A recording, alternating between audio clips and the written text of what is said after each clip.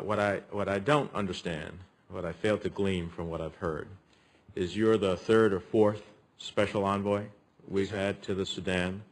We have real engagement by citizens here in this country on this issue, my home state of New Jersey, but for that fact across the country.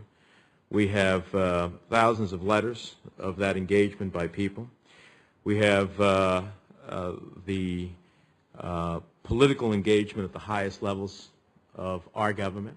So I am, have a real difficulty understanding what is missing that we cannot move forward. If I am sitting in a camp still facing pretty dismal conditions and worried about my security and or my life, the counsels of patience and delay do not satisfy me. And if it was one of us sitting in those camps, I don't think we'd be satisfied by what we hear.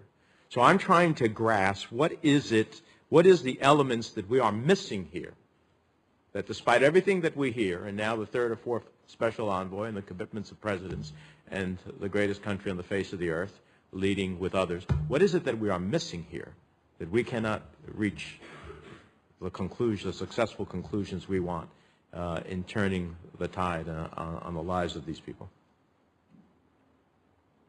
Very difficult question. I don't know. All I know is that we have a plan to try to make a difference. That plan includes 5 tracks in Darfur, which is the political process, the security elements that I've spoken to, the humanitarian assistance in solving the problem between the proxy war between Chad and Sudan. We have an integrated, comprehensive way to fully implement the CPA. We are thinking about what we can do to stabilize the Eastern Security PAC and the NGOs that are sitting there on the eastern side. All I can do is work all these problems together as hard as I can. We've assembled the best team that I can. We have bright people that are helping us. We are pulling in expertise from the whole international community. We're building international organizations to help us do this. We don't say that the United States can solve this problem, but we believe there's a solution, and we also believe that we cannot fail. There's too many people whose lives are depending on our success, and that's why we're putting together every effort we can, and that's why President Obama has given me the support he's given me, and Secretary Clinton has been totally supportive, because we all understand that this is the one where we have to... What's our time frame? Our time frame is that we have an election in April of next year, and we have a referendum in June. The number of days left, working days, is 174 till the election, 362 until the referendum. That is almost mission impossible. But I believe that there's hope. I believe that we can succeed, and that's why I get up every day and I'm at work at 6 o'clock, 7 days a week, to make this thing happen. We have a terribly compressed timeline. We have an almost impossible job to do, but if we sit back and do nothing, we will certainly fail. I'm giving it everything I can because I believe that there's... Well, I have no doubt you're giving it what you can, and I certainly am not an advocate of nothing. I have been an advocate on this committee of quite more robust. I included legislation in one of our previous legislation giving the UN resources from the federal government because genocide doesn't have an offset, as I was asked on the floor. Where's the offset for this? The reality is, though, I'm trying to get a sense, what is it that you don't have that you need, if anything? Or do you have everything that you need now? No, to I don't. do what the... Okay, then what is it that you don't have that you need outside of sounds like time?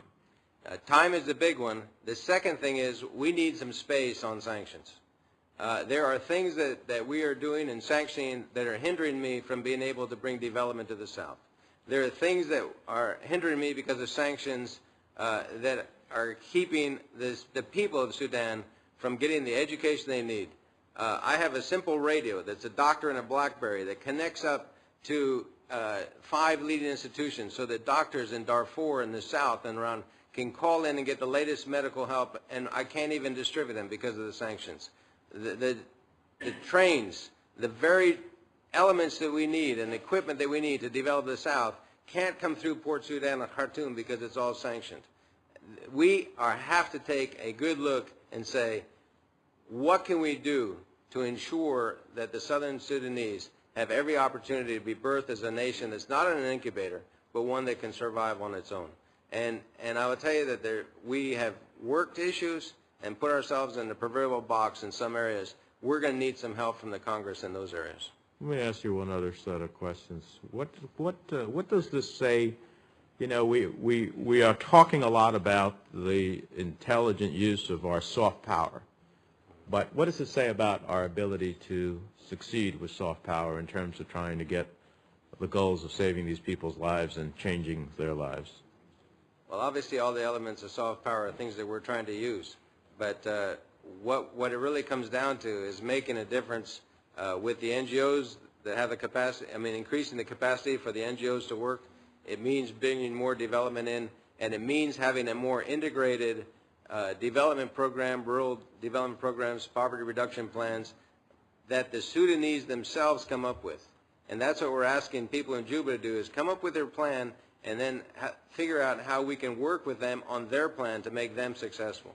It really isn't about us doing it. It's about us helping them help themselves and the African region to help itself. And that's what we're trying to do. Mr. Gass, one last question for you. Women go out to get firewood and end up getting raped in the process. There's a lot of promotion of alternative stoves, solar gas, etc. Has AID looked at this and thought, what is the best alternative so that we can better secure those who are in the camps?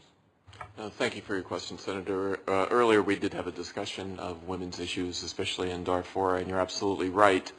If there were good, effective, fuel-efficient stoves, it would reduce the exposure of women outside of the camps. What we have found, though, is some of the early models that we have of fuel-efficient stoves, they haven't been living up to their promises. They've oversold them. They're not as efficient as they led us to believe.